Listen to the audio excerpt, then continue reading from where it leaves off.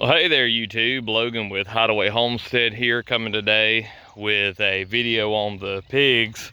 And I am putting them in this chain link dog kennel that I've got that my brother-in-law gave me.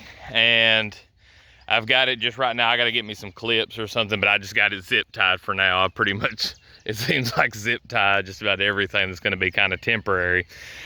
But I was noticing when I was putting this up, this is actually what originally was going to be a food forest, and it's got several different food trees in it. But we have had a lot of issues with the varieties of fruit that we've picked. And, you know, I don't know, that's a whole can of worms, just talking about all the problems that we have now and how you pretty much can't do anything without some sprays. Used to, there was a lot of varieties that grew here in Alabama of pears, apples, and plums, and all kinds of stuff that did really well and produced a lot. My buddy Greg from the Tinker Tribe, now they've got some plums that do really good, but I think theirs is Chickasaw. I don't know exactly if Greg, if you see this, if you don't mind putting some of your varieties in there, but I know he does like the I think it's Arkansas black apples. And we've got some apples too that have got, you know, tons of blossoms on them. They get tons of fruit, but a lot of times the beetles eat them, or now we're starting to get that apple cedar rust. We didn't have it before, but now it's starting to become an issue. And we got lots of plums, got cherries and stuff. I used to have some rabbits up here. I just haven't taken that down yet, but the sheep are over there. They've been coming through here and cleaning up, and they don't eat certain stuff like thistles and everything. So I moved the pigs in. I just went and got a bucket of feed and brought them up here from where their other pen is, which is on the other side of the yard. And so it's a ways, but they are very food driven. I can pretty much take that bucket anywhere and get them to go anywhere I want them to go. But this here originally was supposed to be like a food forest, and, you know, had species in it that could be cut for chop and drop to mulch, but it's kind of been not that great. There's a mulberry back there, and now the mulberries do good. They produce a lot. This in here, when I put it up and I put this chain link up, I was like, oh man, that's like Jurassic Park. You know, you've got all of the tall weeds and stuff, and they rustle, and dinosaurs come out. And so I was like, yeah, this looks like Jurassic Park. But what y'all are gonna see is this is gonna be from Jurassic Park to Central Park. These pigs, now they're eating the feed right now, but here, I'd say by the time I get back tomorrow, they should have all of this clear where you can just walk through there. And it cuts just straight there through that mulberry. Let's see if I can get it to zoom, you know, right beside that mulberry, and then back up there where we were. This is only a 6 panel, which is a really big dog kennel, but, you know, not super big for pigs. It's plenty of room though, plenty of room.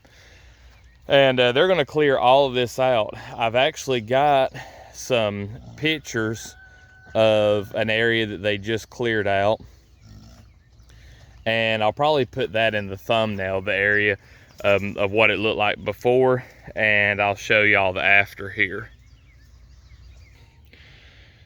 All right, so from the thumbnail you can see what it looked like before, and this is what we're looking at now. We've got just nice tilled soil. Now this used to have some firewood back here that was grown in with the blackberries and stuff, and I did burn that.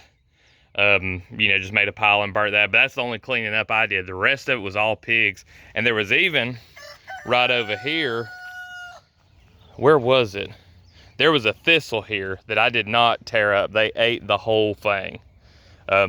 So thistle, burdock, if you're not familiar with it, it is a very, very spiky plant, and they just terrorize stuff like thistles and blackberries. I mean, the whole reason I brought them in here was because I was going to clear this blackberry bush, and I knew, you know, I already knew that pigs would eat it. So I was coming in here, I was going to clear it, and I got pricked by one, and, you know, was whining like a baby because I got pricked by one little thorn on these blackberries, and then the hogs come in and just decimate it. And they don't care. They're like little tanks. They ran all over it. They ate all the leaves off of it, trampled it.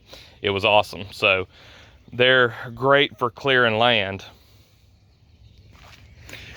Now, a little bit of caution with the pigs and, you know, their clearing abilities and everything is that if you've got larger pigs, then you need to be careful, like any kind of feeder pigs, like your Durocs, you know, some of the really large ones.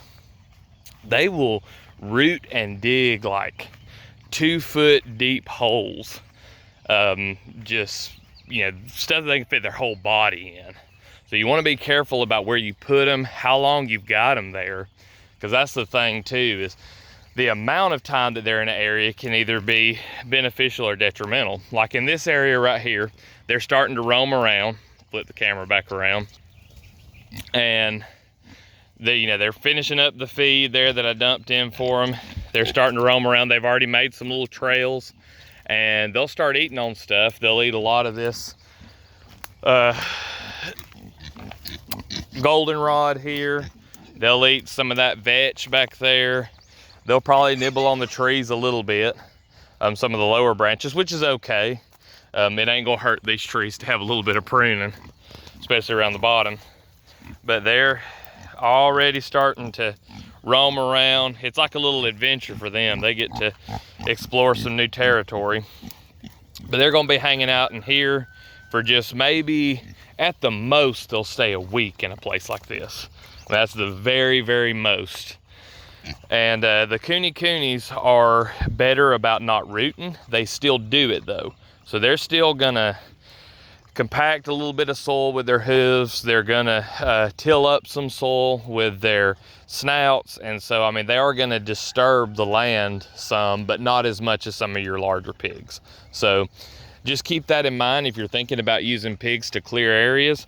I think that the absolute best way, if you really had, like, say you were, that was your thing, was you cleared properties for people as a business. If you had goats and maybe sheep, they may not be necessary though to have the sheep. The goats may just handle it all.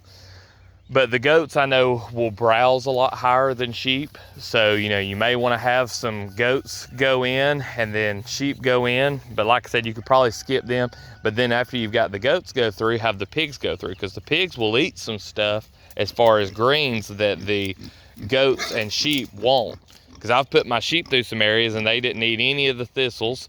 And they might eat just a little bit of blackberry, but not a whole lot.